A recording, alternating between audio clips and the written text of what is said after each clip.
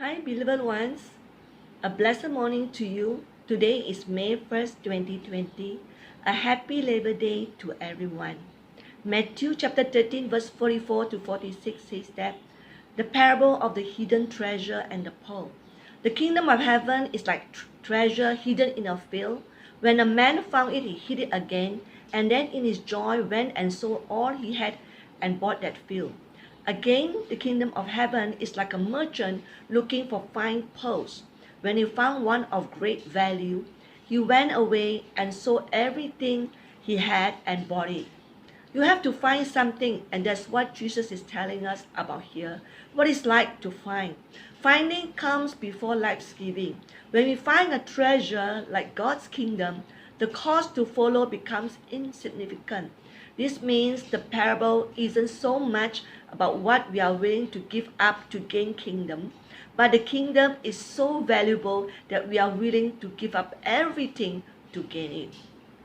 As the Apostle Paul said, whatever gain I had, I counted as loss for the sake of Christ.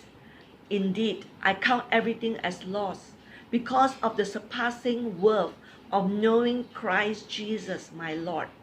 For his sake, I have suffered the loss of all things and count them as rubbish, in order that I may gain Christ and be found in him. In the book of Philippians chapter 3 verse 4. Jesus Christ is the true treasure. In him there is an abundance of all that which is rich and useful, and will be a portion for us, all fullness, treasures of wisdom and knowledge, of righteousness, grace and peace. These are laid up for us in Christ, and if we have an interest in him, it is all our own. Knowing Christ, being part of God's kingdom, is to value above all. The concept of selling all that one has to obtain it portrays the truth that no cost is too great when it comes to gaining the kingdom. Entering the kingdom is worth giving up everything else. While living a life with God at its center cost, the eternal joy and the immeasurable value of being part of the kingdom is well worth it. What are points being made through these parables? Jesus says that the kingdom of heaven is like someone who has found something of great value and takes a risk in order to obtain it. There is excitement in the discovery and awareness of its values and understanding of the high cost required to obtain it. Because of its value and the joy of possessing it, it is worth selling all to secure it. Entering the kingdom of God through Jesus' sacrifice and resurrection, becoming a child of God, and having his spirit dwelling in us is both exciting and valuable.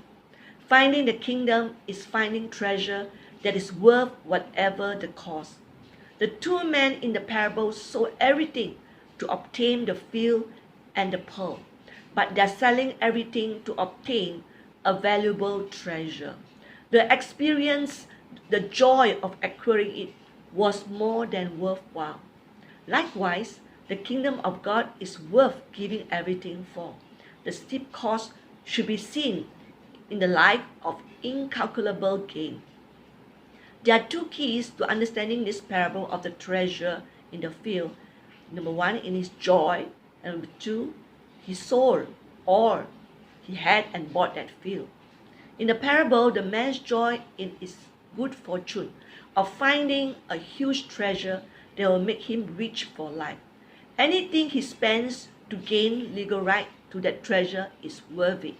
Since the value is so exceedingly much greater, the emphasis here is on the importance of parting with everything he had and owned in order to obtain something inestimably greater.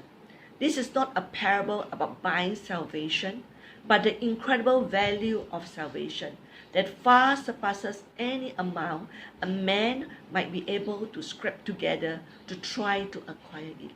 While the subject of the parable of the hidden treasure is a man who scrapes up enough money to purchase a piece of land, the subject of the next parable is a wealthy man.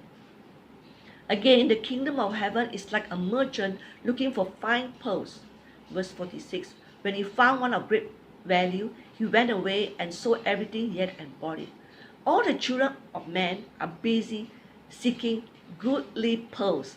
One would be rich, another would be honorable, another would be learned, but the most are imposed upon and take up counterfeits for pearls.